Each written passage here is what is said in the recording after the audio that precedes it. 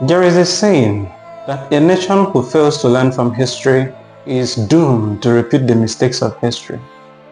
Good morning, good afternoon, good evening, depending on where you are watching me from. This still remains a diary of a broken man, where we discuss political, economic, and social issues concerning the country, Nigeria, and Africa as a whole. Remember to subscribe, to share, comment, and like for us to give you a more beautiful and wonderful content next time. Today we touch on historical roots of the current challenges facing the country, Nigeria. Now you remember that in 1914, the British colonial administration amalgamated the northern and the southern Nigeria into one. That was 1914 under the rulership of Lord Lugard. Now this union combined ethnic groups like the Hausa Fulani in the north, the Yoruba in the southwest, and the Igbo in the southeast, each with distinct cultural, religious, and political system. Now this amalgamation set the stage for ethnic tensions due to lack of integration or consideration for these differences in governance. Now, subsequent to this 1914 mistake, because I call it mistake personally, the indirect rule came. Now, the British used the indirect administrative method in different regions. In the north, they preserved existing structures under the emirate system, while in the south, they introduced more direct administrative control. This led to different expectations and experiences of governance, which persists in some form today. Now, fast forward to post-independence issues, the political sharing of power. After independence in 1960, the struggle for political power among the major ethnic groups intensified. The First Republic saw coups upon coups, coups and counter coups.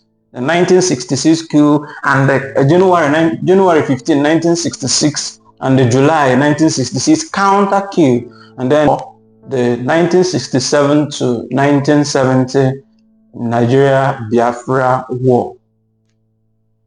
We saw the Igbo, or the southeastern part of Nigeria, trying to succeed due to perceived or real marginalization.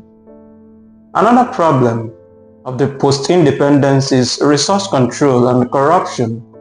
Now, the oil boom of the 1970s shifted economic power, but also introduced new challenges like resource management, corruption, and environmental degradation, particularly in the Niger Delta region where the oil is gotten.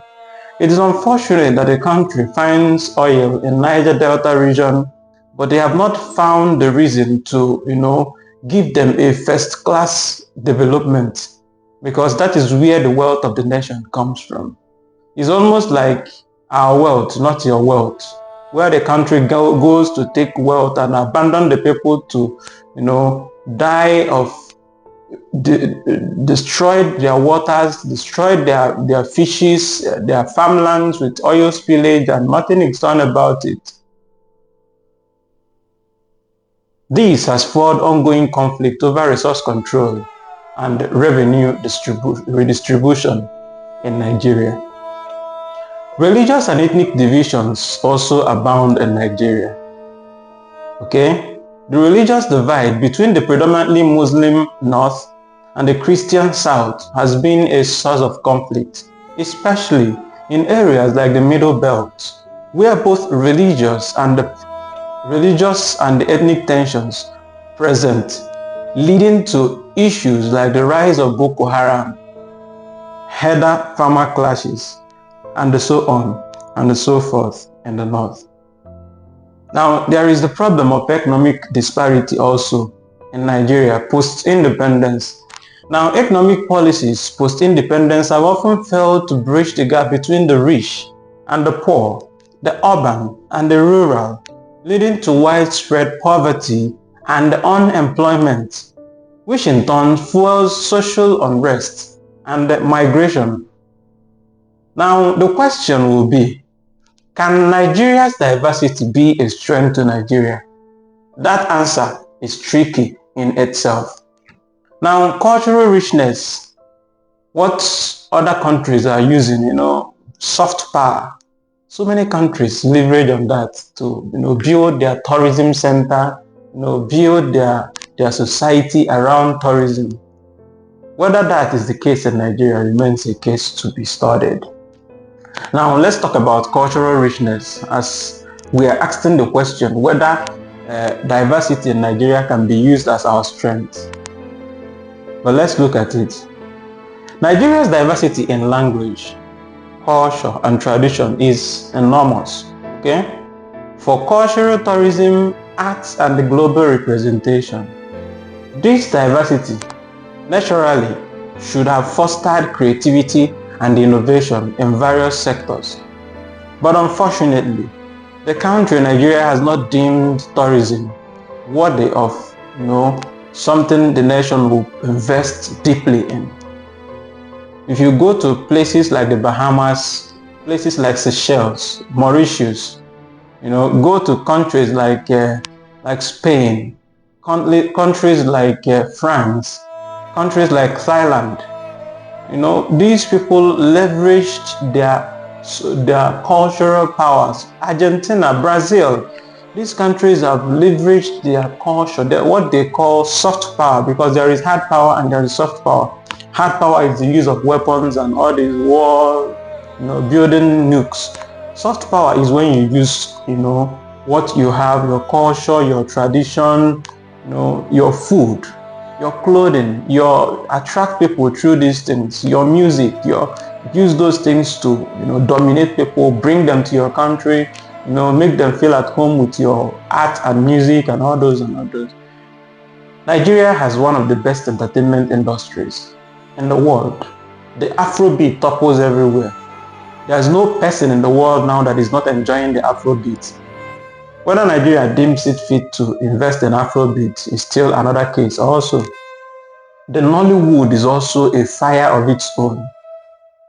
People are doing wonderful things in the Nollywood. Pete Edochie, all those actors, both from the north, from the east, from the west. The Nollywood is very wonderful place to invest in, but the country doesn't see it worthy of that.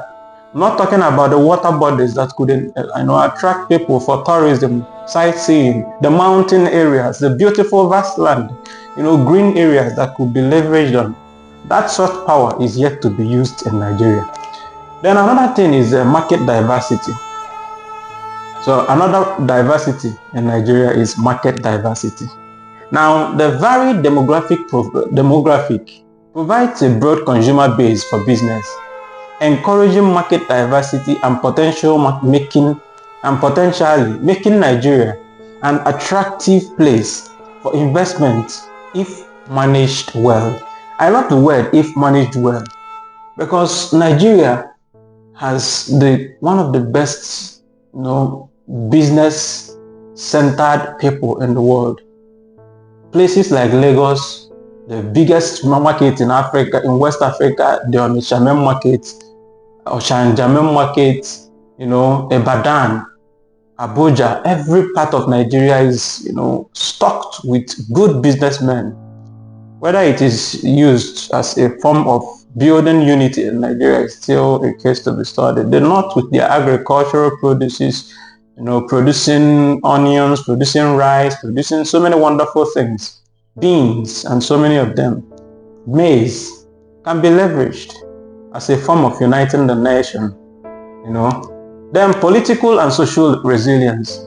The necessity to negotiate and coexist among diverse groups can lead to robust democracy where different views are represented, promoting a form of resilience through dialogue and compromise. Challenges as opportunity are opportunities for unity. We can leverage these challenges as opportunity to unite the nation. Now, the historical challenges can be viewed as opportunity for building national unity. Programs like the National Youth Service Corps, the NYSC, aims to foster national unity by integrating young graduates across different parts of the country. But unfortunately, these people are haunted. We saw what happened in the 2023 election. Corpers, Nigerian youth corpers, we are killed, we are beaten, we are because they refused to help some people rig elections. They were manhandled and maltreated. I'm not talking about the way they are treated in schools where they are posted and the places they are posted, how they are treated, how locals treat them. It's appalling. International influence. Nigeria's largest population and diverse culture position it as a leader in Africa, so-called giant of Africa, influencing international diplomacy, art, and literature.